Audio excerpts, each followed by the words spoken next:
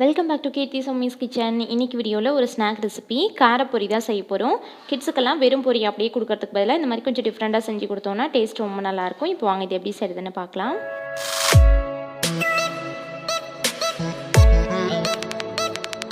இந்த காரப்பொரி நல்லா கிறிஸ்பியாக இருக்கிற பொரியிலையும் செய்யலாம், இல்லைனா நம்ம ஒவ்வொரு டைம் பேக்கெட் ஓப்பன் பண்ணி அப்படியே விட்டுருவோம், பொரி நமுத்துரும், அதை நம்ம சாப்பிடவும் முடியாது, சவுக்கு சவுக்குன்னு இருக்கும். அந்த மாதிரி இருக்கிற பொரியும் இந்த மாதிரி செஞ்சு சாப்பிட்டோம்னா நல்லா கிறிஸ்பியாக இருக்கும். இப்போ வாங்க இது எப்படி செய்யுதுன்னு பார்க்கலாம். ஸ்டவ் ஆன் பண்ணி வானல் வச்சுருக்கேன். இதில் 1 டீஸ்பூன் எண்ணெய் விட்டுக்கிறேன். எண்ணெய் காய்ச்சதுக்கப்புறமா இதில் 6-7 பூண்டு பல் தட்டி சேர்த்துக்கலாம்.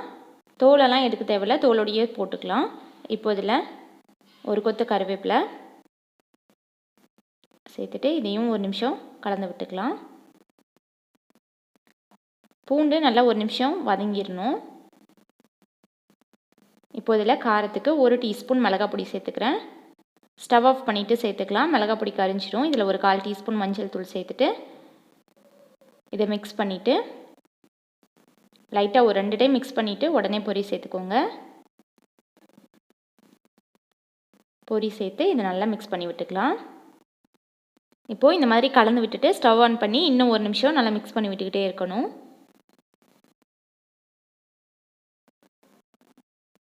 நம்ம சேர்த்துருக்க அந்த ஆயில் மிளகாய் பொடியெல்லாம் பொரியில் எல்லா இடத்துலையும் படுற மாதிரி நல்லா மிக்ஸ் பண்ணி விட்டுக்கிட்டே இருக்கணும் ஒரு 2 நிமிஷம். நீங்களும் இந்த மாதிரி பொரியில் ட்ரை பண்ணி பாருங்கள், நல்லா கிறிஸ்பியாக இருக்கும். இப்போது இது எந்த அளவுக்கு கிறிஸ்பியாக இருக்குதுன்னு சாப்பிட்டு பார்க்கலாம்.